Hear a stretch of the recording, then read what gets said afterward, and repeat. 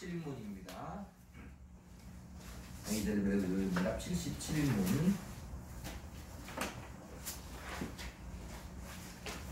그리스도께서 믿는 자들이 이 뗀떡을 먹고 이 잔을 마시는 것이 분명한 것처럼 그리스도께서 당신의 몸과 피로 믿는 자들을 먹이시고 새롭게 한다고 하는 약속은 어디에 있습니까?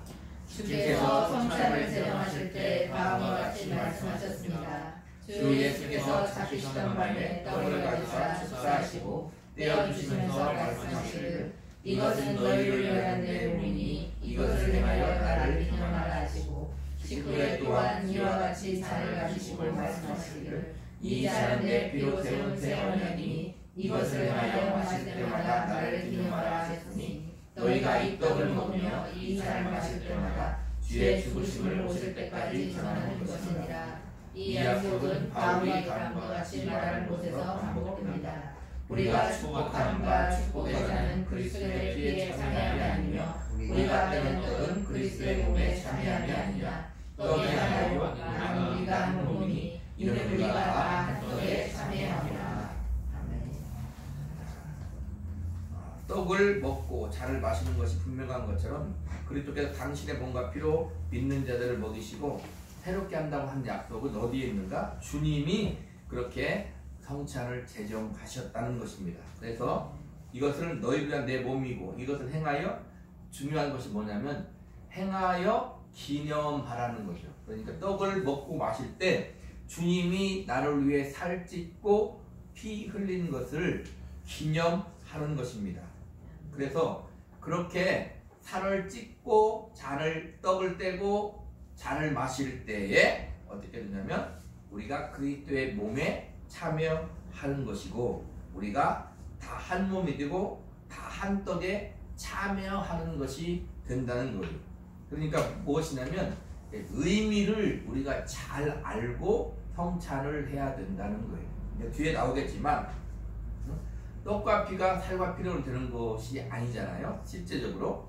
그렇기 때문에 우리가 그 의미를 알고 잔을 마시고 떡을 떼고 잔을 마시면 그때 주의 성령이 함께 하시고 역사한다는 것입니다. 이것을 누가 제정했다?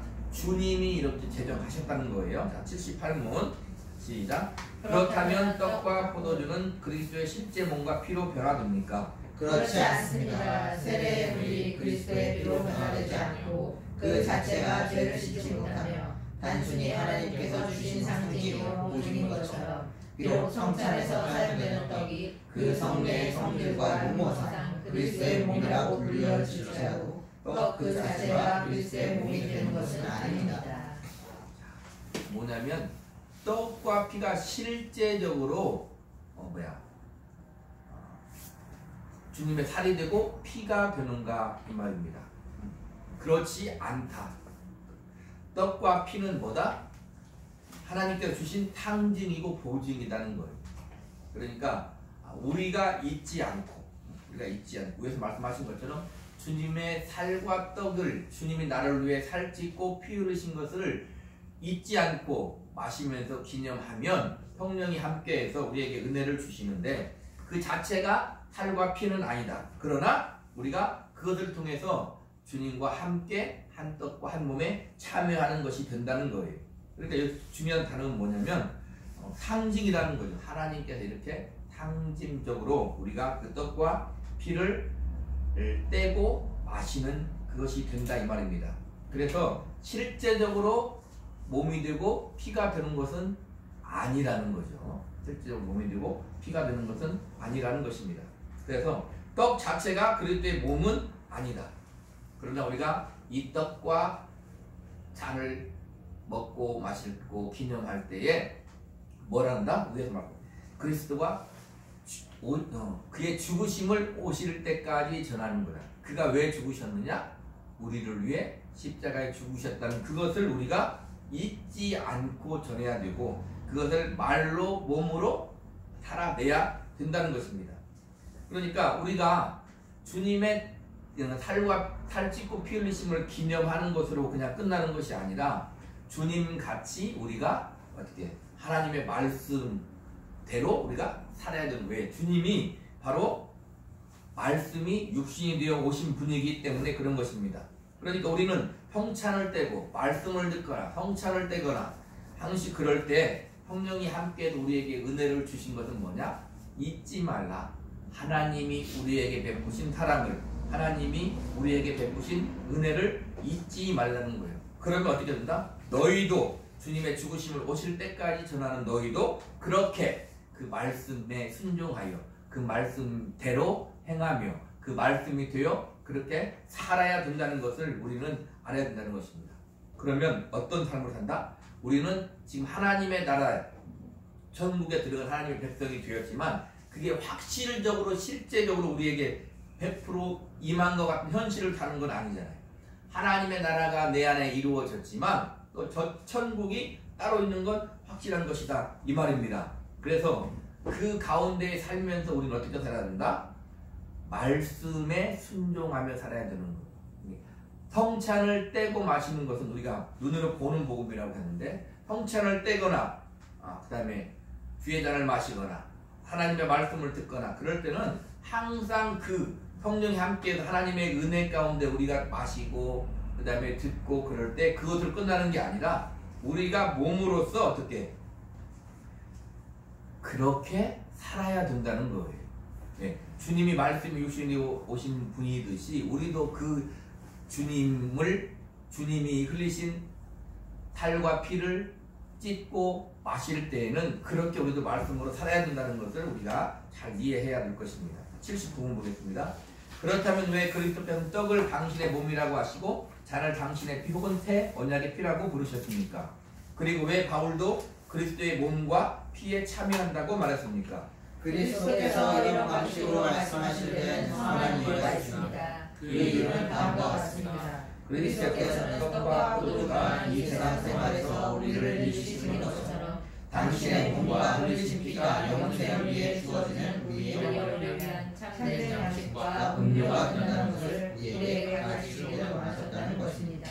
그러나 더욱더 중요한 것은 그리스도께서 이 가시적인 표와 이름으로 우리에게 말씀과 같은 사실을 확인시키기 원하셨다는 것입니다. 첫째로 성령의 사역을 통하여 우리가 이후로 그리스도를 기억하는 이 거룩한 표를 받아먹는 것이 확실한 것처럼 그리스도의 실제 몸과 피에 참여한다는 것이 확실하다는 것입니다. 둘째로 우리가 개인적으로 고난을 당하고 핍박을 지불한 것처럼 그리스도의 모든 고난과 순종이 확실하게 우리 자신의 것이 된다는 사실을 확인시켜 주고자 하시는 것입니다.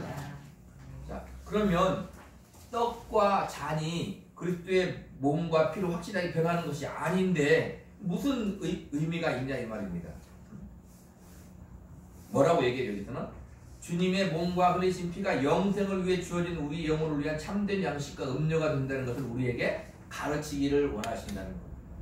그게 실질적인 주님의 몸과 주님의 피가 아님에도 불구하고 주님을 기념할 때에 우리에게 주님의 피와 살이 우리에게 영혼의 참된 양식과 음료가 된다는 것을 우리에게 가르쳐 준다는 거고.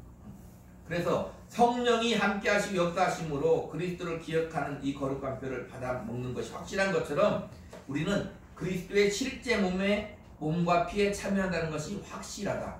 그러니까 그 떡과 포도주가 실질적인 주님의 몸과 피가 아닐지라도 우리가 주님의 몸과 피를 먹고 마시는 것을 기념할 때에 성령이 함께해서 실제적인 영적으로는 주님의 몸과 살에 피에 참여한다는 것이다 이 말입니다.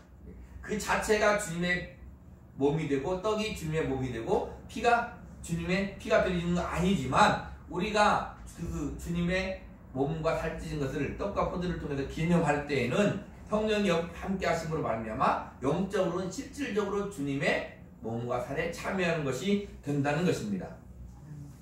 그래서 주님이 모든 고난과 순종이 확실하게 우리 자신이 된다는 것을 확인시켜 준다는 거죠. 그러니까 주님이 이 땅에 사람으로 오시고 주님이 이 땅에 오셔서 살찌고 피 흘린 것은 순전히 정확한 사실인데 다른 말로 말하면 그게 진리가 되어서 우리에게 확신시켜 주기 때문에 우리에게 실질적으로 죄사함이 있는 것이고 성령이 오셔서 우리에게 죄사함을 주시는 것이고 그 다음에 실질적으로 우리에게 영생과 생명이 있다는 거예요. 근데 이제 문제는 이제 뭐냐면 이런 거죠. 우리가 살아가는 데 있어서 무엇이 도움이 되냐 이 말입니다. 우리 하시는데 그것을 따지는데 우리가 살아가는 데 있어서 무엇이 도움이 되냐 이 말이에요. 눈으로 보이는 것이 아닐지인데 그렇기 때문에 세상은 하나님의 영을 받지 못하는 거죠. 그죠? 실질적인 도움이 눈에 보이는 것 같고 그러면 어떻게 되겠어요? 확실한 게 드는 거죠. 그러면 우리가 굳이 믿음이란 말을 쓰지 않죠. 굳이 믿음이란 말을 쓰지 않죠. 우리가 믿음이란 말을 쓰고 이렇게 하는 이유는 뭐냐면 확실하지 않은 것 같다는 것도 들어가 있는 거예요. 하나님은 영이시니 그 말은 눈에 보이지 않는다 이 말입니다. 눈에 보이면 우리 예배 드릴 때도 하나님 여기 딱 앉아있는데 눈으로 보이면 얼마나 예배를 잘 드리겠습니까? 그런데 보이지 않잖아요. 그래서 우리는 영과 진리로 하나님을 예배하는 것 아니겠습니까? 그런 것들이 포함되어 있는 거예요. 실질적으로 영적인 것은 에베소 1장에는 하늘에 속한 신령한 복을 우리에게 주신다고 했는데 그것이 우리의 실질적인 삶에는 무슨 도움이 되냐 이 말입니다. 별 도움이 되는 것 같지 않더라 그 말이에요. 그런데 우리는 어떻게 해요? 그럼에도 불구하고 그것이 신령한 복이 그것이 은혜와 생명이 진리가 가장 소중한 것이고 하나님이 우리에게 주시고자 하는 것이다. 그러니까 세상과 우리가 구별되는 것은 뭐예요? 그 보이지 않는 것에서 구별되는 거예요.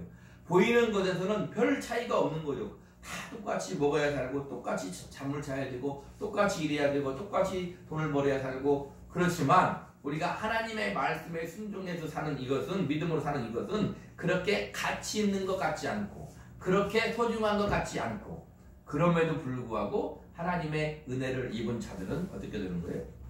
그것이 우리의 믿음이고 그것이 가장 소중한 것이고 그것이 하나님이 우리에게 주시고자 하는 것이다 하는 거예요. 그래서 엄밀히 말하면 이 세상의 모든 것을 해방될 수 있는 것은 이 세상에 살아있는 동안은 우리가 육신을 살고 있기 때문에 완벽하게 100% 그렇게 살지는 못해요. 그것은 우리가 영화의 단계에 이를 때 주님 앞에 갈 때 그때 이루어지는 것입니다. 그러니까 그때 이루어지기 때문에 그곳은 어떤 거예요? 그곳은 곡하는 것이나 한숨 짓는 것이나 눈물 짓는 것이나 그런 것이 없다는 것입니다. 왜? 그런 것들에 구애받지 않는 곳이 바로 천국이기 때문에 그런 것입니다. 반대로 얘기하면 이 땅에서는 어떻게 돼요? 우리가 곡하고 슬퍼하고 애통하며 살 수도 있는 것입니다. 그러나 확실한 것은 뭐다? 주님이 살찢고 피 흘리심으로 말미암아 우리에게 영생을 준 그것이다 그 말입니다.